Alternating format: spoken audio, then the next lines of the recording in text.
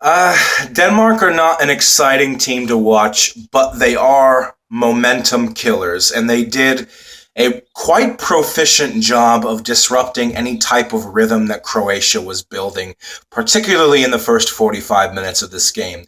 Now, in the first few minutes, we had two, in my view, very scrappy goals coming possibly off some of defensive errors that led to Denmark taking the lead in the first minute, which was the fastest goal scored at this World Cup in the first minute. And then just a couple of minutes later, Mandzukic drawing Croatia level. Again, another mistake, this time from the Danes.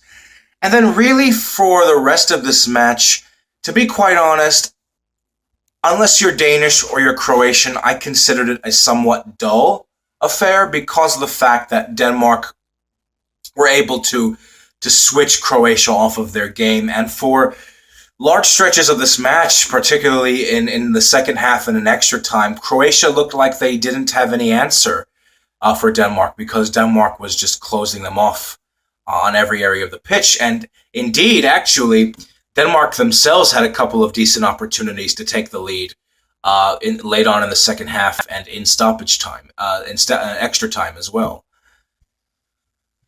We sort of expected this a game to unfold like this because Denmark, as we saw in the group stages, they're not a really flashy side. They don't really catch the eye.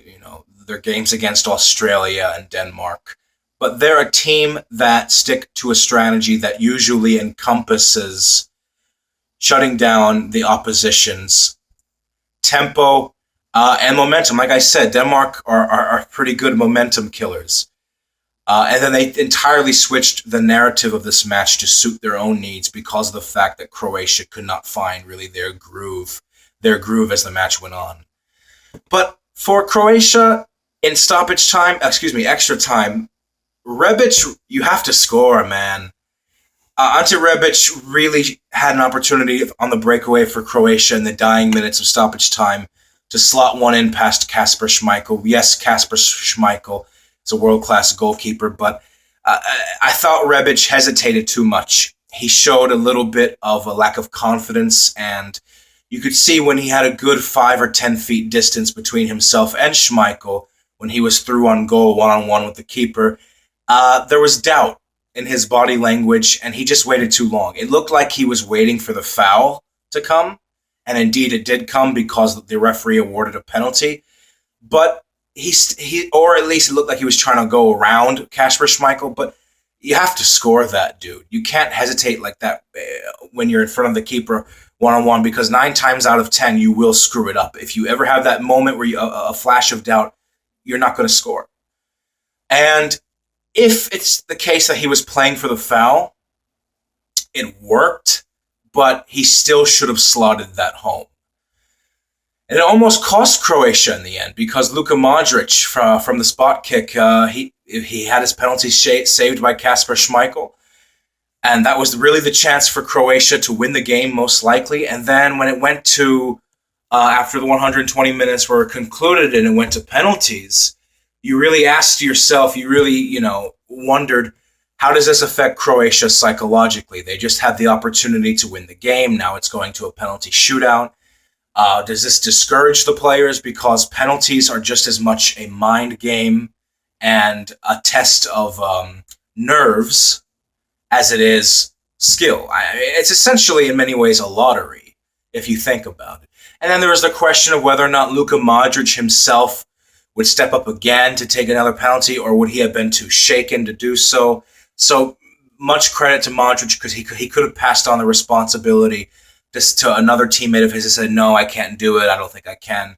I was worried it was going to be like an Asamoah Gyan for Ghana in 2010 type of situation. But even then, when Asamoah Gyan missed his penalty against Uruguay in the World Cup back in 2010, he then converted from the spot kick during the penalty shootout. So, that shows a lot of, I guess, mental fortitude and strength from Luka Modric's perspective.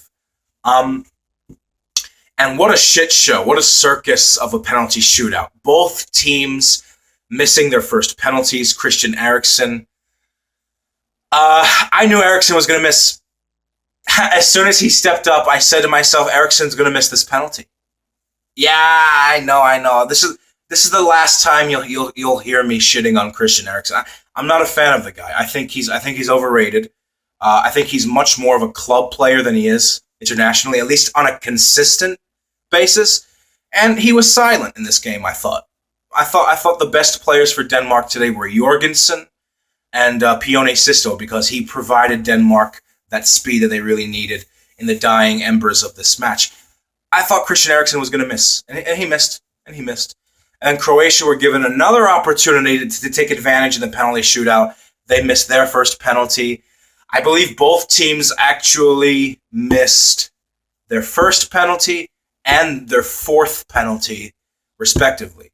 And they both scored their second and their third penalty. So we were heading into the final stretch of penalties, and it looked like everybody was missing. Schmeichel made some saves. Subasic made some saves.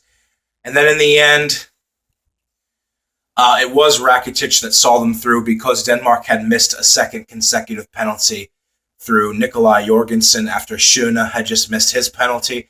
And there was nothing much that Kasper Schmeichel can do, because much as I think he is the better keeper between the two, your teammates have to score. Subasic and Schmeichel each saved 3 penalties in this match. Subasic in the shootout, and Schmeichel 2 in the shootout, and 1 from Luka Modric in extra time. Indeed, Kasper Schmeichel actually won man of the match. His father was in attendance there. I'm sure he was very proud of him. But at the end of the day, Subasic saved the most penalties when it mattered the most. And look, Croatia, they avoided a disaster here. They avoided a disaster because with Spain's elimination earlier today, with the way Croatia have been in this World Cup so far, absolutely bossing their group, a group that many thought was going to be the group of death, Group D, this looks like a team that can go on a run. Maybe they can get to at least the semifinals. And considering the side of the bracket they're on, we could see Croatia as a finalist, guys. We could see Croatia as a finalist. So they did just about enough to divert a complete and utter catastrophe, because this could have been a Netherlands, I said before in my previous video, a Netherlands 2008 European Championship type of scenario. 9 points, and then going out in the next round. When they looked like a team that could win the whole thing. And Croatia right now looks like a team that can at least get to the final, because Spain's out. They can beat Russia in the quarterfinals. Then they have a semifinal against Sweden, Switzerland, England, Colombia. Croatia could get to the final of this World Cup. They absolutely could, better the step they went to in 1998 when they finished in third place. So Croatia, by the bare skin of their teeth, they saved themselves blushes, really, today. And overall, the better team went through because Denmark, I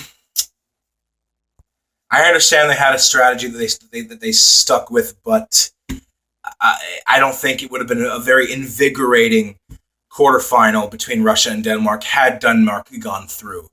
But well done to Croatia. And they will play Russia in the semis. We're going to get an Eastern European semifinalist.